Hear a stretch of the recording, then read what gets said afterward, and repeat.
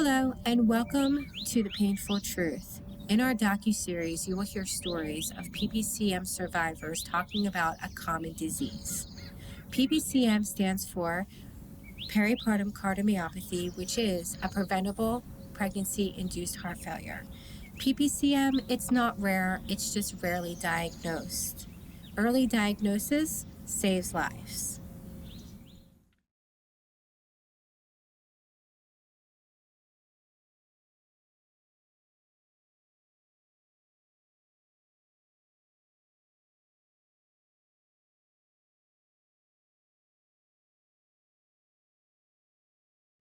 Hello, my name is Lindsay and this is Miranda.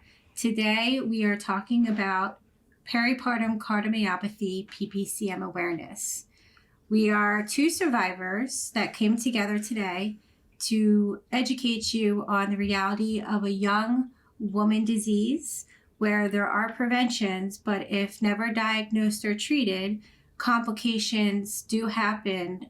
So we experience those events, and we would like to talk to you about them today, and in hopes that maybe we can prevent your heart anniversary someday, or your children, or someone that you love who is pregnant. Miranda, thank you so much for coming today and speaking with us and educating me a little bit about your pregnancy experience. When was your heart anniversary? My heart anniversary was June 7th of 2020, so right in the middle of a pandemic. So was the pandemic, did you have a cardiac arrest, or what was your experience? Long story short, when I went to the ER because I wasn't breathing, I couldn't catch my breath. I would lay down to go to bed and I would hear fluid in my throat. And I just woke up my husband and told him I couldn't breathe, and I was freaking out. I thought I was having an anxiety attack at first, but... So you were in bed as well? Mm-hmm. That's what November 25th is my heart anniversary, and I had my stroke in bed next to the baby. Did you have heart failure, or? Yeah, so it was heart failure. I ended up going to the ER the next morning because the ambulance said I was fine when they came to check my vitals. Mm-hmm. The doctor in the ER, he immediately yelled. I don't remember what he yelled. He yelled some for help, and they came in and they gave me something to put me to sleep. And then I woke up on a magnesium drip and I could breathe. But yeah, he said that if I would have waited any longer, I would have died. Did they, so you were never diagnosed during your pregnancy? No. And when was your first real symptom where you're like, this is not right, I don't feel right at all? What month or trimester? I think I was 6 months, maybe 7 months pregnant when I was pregnant with twins, so yeah, I'm out of breath and I was huge and swollen, but I was overly swollen, always out of breath, and I just... Were you I didn't feel right. I felt out of it, I guess. Yeah, I know exactly. Yeah. I couldn't even walk up my driveway. I remember, and I was climbing up my steps, literally crawling because I could not breathe. I was I felt exactly what you felt, the fluid in my throat. So people feel peripartum cardiomyopathy, when they don't know much about it, they automatically think that the woman has a heart problem, which is not the case. The heart is affected and is by the cause of the fluid. So it's like our heart is our main engine of like a car. If you were to drive that car under like water, the engine would die. And that's what happens to our hearts. We're filled with fluid until we die. And it's interesting that you mentioned the magnesium drip, because that is the prevention for removing the fluid off around the heart, as well as lowering the NT-proBNP test. Do you weren't aware of the NT-proBNP test when you were pregnant, correct? I was not. And your doctor, your OBGYN, never educated you, and No. And they never provided it? No. So therefore, you were never diagnosed. So you were never treated. So that's what women have been going through since the beginning of time, since like the 1400s, when it's preventable during pregnancy. But because the diagnosis is not educated in gynecology, birthing professionals, and the test isn't mandatory or standard. So as a young woman, I mean, like, we never thought that maternal mortality would happen to us because we were so healthy. You were always a healthy... Yeah, I was pretty healthy before. During my pregnancy with the twins, everything was different. I was sick from 4 weeks pregnant, overly sick. I forget the name. It's called hyper something. I don't know if you know what I'm talking about.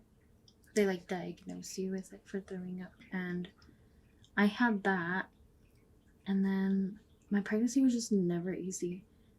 Never got easier, and then I got swollen, and then it all just came together. And I wasn't diagnosed until a week after my C-section. Okay, so C-sections is what I had as well. Knowing that with C-section, with fluid comes infection. Yes. So that's why peripartum cardiomyopathy usually peaks after the woman gives birth, which is why it's so unacceptable when a woman suffers her entire pregnancy until possible death, being left untreated, because of these like facts that we've experienced. I gained, like, after my pregnancy, a lot more fluid. Like, I just kept getting bigger and bigger and more swollen. Was that happening with you? Yeah, definitely. When I was pregnant with the babies, I was, like, right before the C-section, I was 180 pounds.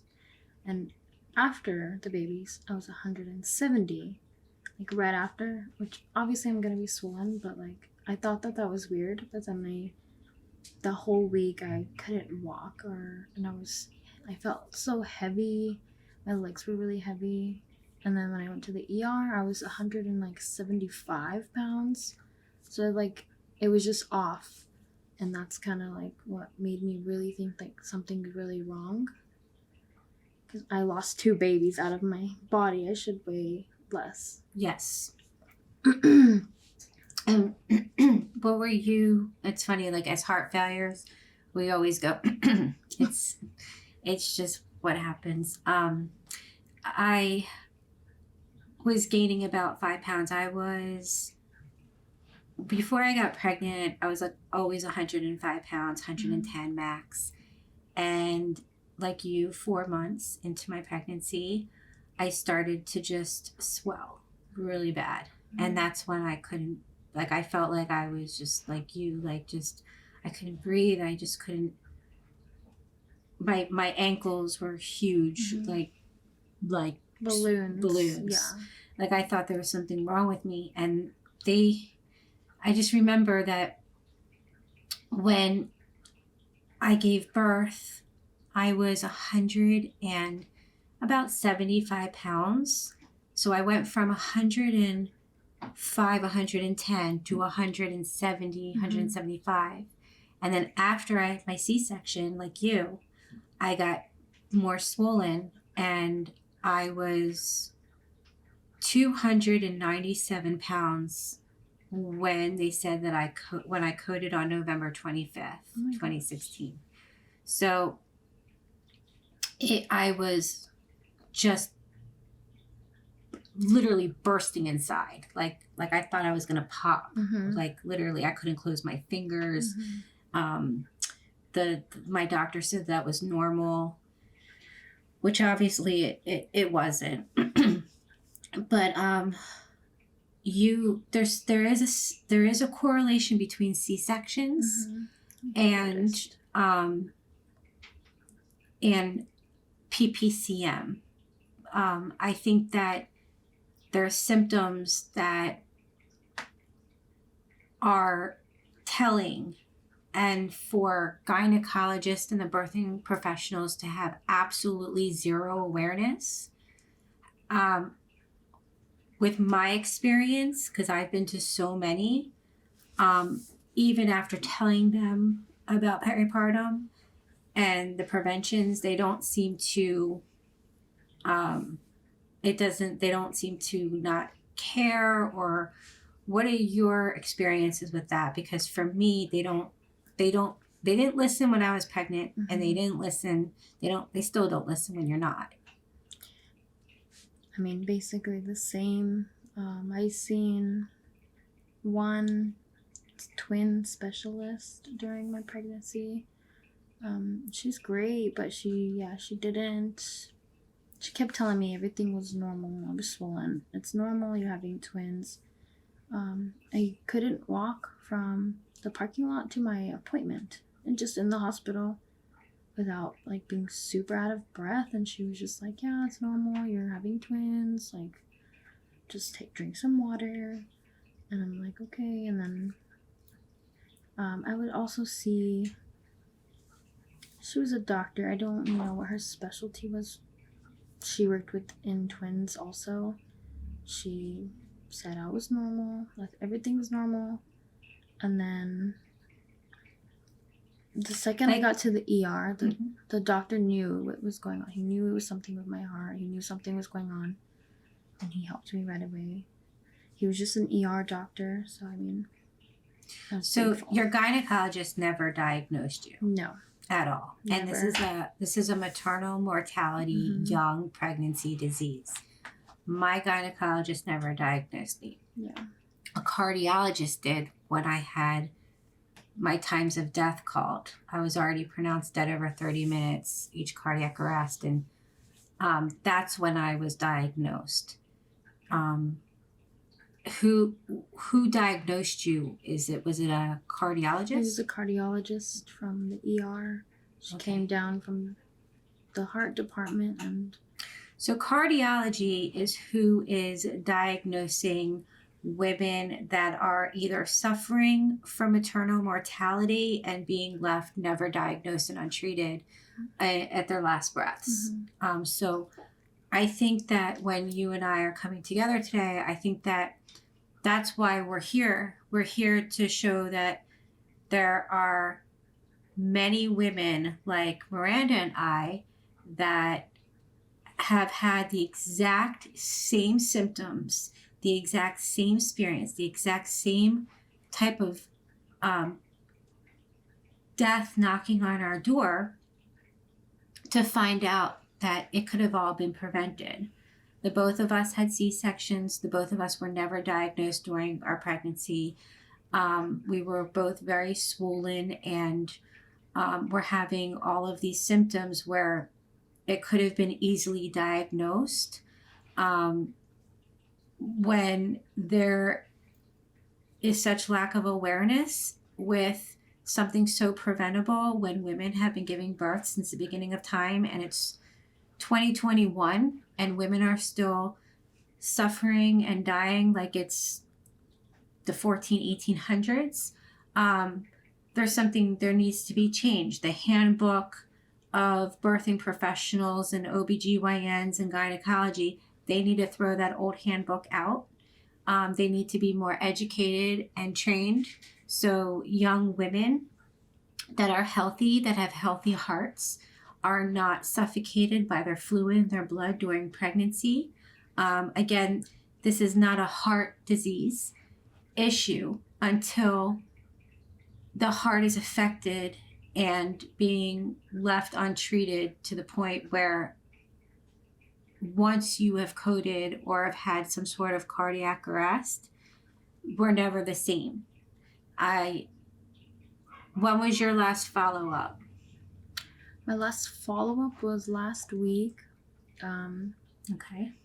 I had an EKG and she just... What is your EF percent today? 64%. And what was that's really healthy, by the way. So she's a healthy woman who had to experience death. What was your EF percent when you coded? It was 20%. 20%. My EF percent was 10. And when they gave me the magnesium drip and they removed the fluid and everything, I was automatically back up to a 67. Oh, wow. So that shows you too that young, healthy women are experiencing the ejection fraction of the heart on how many beats are, per minute is literally like when somebody takes or something happens when you lose a breath. People don't realize like we have 100,000 beats a day, and when you don't have that breath, it is the scariest feeling in your body. And it's more scary when people don't listen to you. And you're saying that you feel helpless. You feel helpless. Yeah. Completely. And women under the age of, between 18 and 30s is when this disease really takes effect. It's a young woman disease. So today, thank you for coming here. Miranda came here from New Mexico to California to where we are today, and to have this discussion because it's one of these real talks, magic minute moments that can really save another life by having the awareness of the preventions. The only early diagnosis is the Bnp test. The Bnp test. It's a brain natriuretic peptide test. And it is the only test that women today can rely on for maternal mortality. The only issue is that cardiology are the doctors to give the BNP. It's actually called the full panel NT-proBNP, which is unacceptable because the gynecology are the ones that are women give their life as well as their baby's life in their hands, and there's zero awareness. So when Miranda and I are talking today, the both of us are lucky to be alive. We both experienced death, but we lived. So our wounds have wisdom, and is, I think, the most important thing that we can get out of this is to know that maternal mortality is an ancient disease. It should not exist today when there are preventions and there are ways to diagnose, but there's just such lack of education and training. This is where survivors come together to say that, it's real. And how old are your babies today? They are 1. They will be 2 in June. I'm thankful that I'm still here with them and with my husband. Yes, I feel the same. Yeah. Yep. Liam's 5, and it doesn't matter how much time goes by. Like, I think even when he's like, every stage and age that he is, like the birthing experience, it's a memory because it wasn't joyful, and here are our babies that we love so much, and we had such a struggle, so that doesn't matter how much time that goes by. What we experienced is something that we carry through ourselves throughout our entire lives. Yep. And so our babies, our PPCM babies, will be smarter than most doctors because they will, be the baby boomers of this pregnancy movement. Because if it wasn't for your babies and if it wasn't for my baby, we wouldn't be sitting here today having this conversation. Exactly. So really, our PPCM babies are the miracles and heroes and the angels for future women from maternal mortality being able to talk about this today. And so on that note, I think it's lives are priceless, and all these earth angels that support this preventable cause is just another growth for us to be able to prevent women like us to have this experience, and hopefully we can, talking about it today, can prevent the catastrophes of that. Yes. It's sad that there's so many people, and just on Facebook that I see that get diagnosed with this, and we don't even know how many people are getting it out of Facebook that are not posting it on Facebook, but it's not. The medical field needs to be educated on it, or gynecologists at least need to help out with it because they're not. Well, I think what we have discovered is that cardiology needs to collaborate with gynecology. Because if gynecology only focuses from the belly button down and the baby, and all the tests that's out there say that we're normal when we're not, they're telling us that the sky is green and the grass is blue, but we're feeling something completely different. So it's really getting the cardiologist that focuses from the belly button up, where a pregnancy-induced heart failure is a very gray area. You're collaborating gynecology with cardiology, and the only test that we can rely on is cardiology. But we don't go to a cardiologist when we're pregnant. Normally, yeah. We go to a gynecologist. Yeah. It is sad. And, I have a lot of, as we experience together, because I message you, we're kind of like a little team a little bit when it comes to like outsiders, as we're trying to educate birthing professionals, because most of us, I don't even have to say it, what do they call us? Heart sisters. Well, no, that's our group. Yeah. But outside of our heart sisters, they call us spam. Oh, yeah. It's been consistent. Spam. I'll screenshot birthing doulas, midwives, saying that because they're not because they think that we're spam. It's because they think they've never heard of peripartum cardiomyopathy. They've never heard of PPCM. So they think that this is something new when it's not. So when we give them facts, they call us spam. Right. Even if we provide facts, this needs to change, because if we can't depend on our wheelhouse and our birthing professionals and our OBGYNs, then who can we depend on? Women will keep dying or suffering. Yeah. It's almost as if like what we have experienced and lived through, and what we know, because out there in the world, it's like you only know what you know, you don't know what you don't know. Yes. And we know that PPCM, peripartum cardiomyopathy, is very real. It's very scary, and it's easily prevented. So thank you so much for coming here today again. And thank you for having me.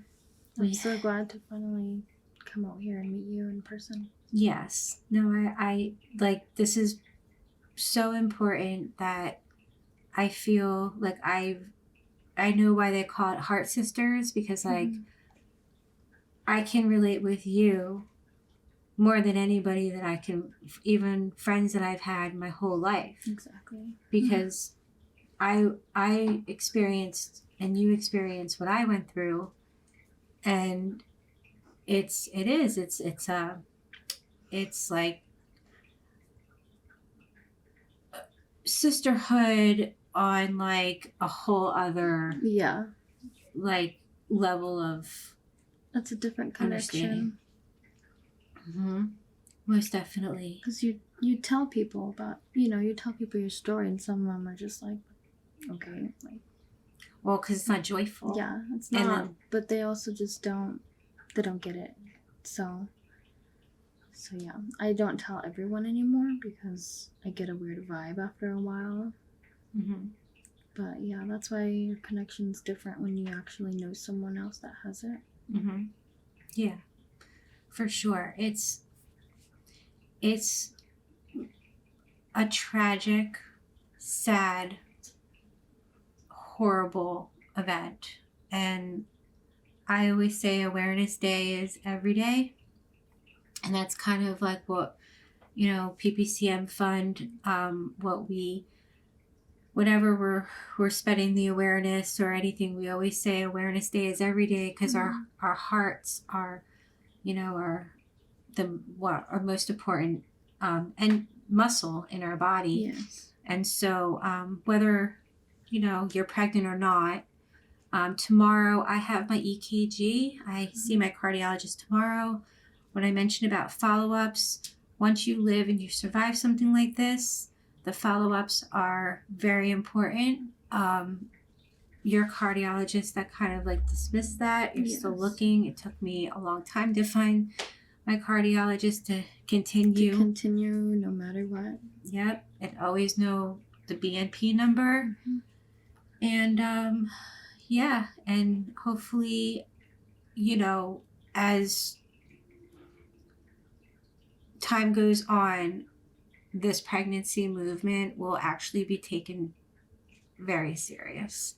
And I think, as this being our first interview for the nonprofit and spreading the awareness, that hopefully this is like a good start to creating real change. And thank you again. And yes, thank you. And I think you're doing great. Thank you. You're doing it all. Yes, well, with your help. And so thank you, everyone. And thank you for watching and listening to us, women who experienced pregnancy-induced heart failure, and understanding that it is all preventable, and maternal mortality is an ancient disease, and we are to share and educate to show you that this is there needs to be change. So thank you so much, and keep tuning in and support PPCM Fund Incorporation. We are a 501c3 nonprofit, and we help PPCM survivors and their families with support, financial, medical support, as well as whatever we can do to understand and advocate for this cause. Thank you. Yes, thank you.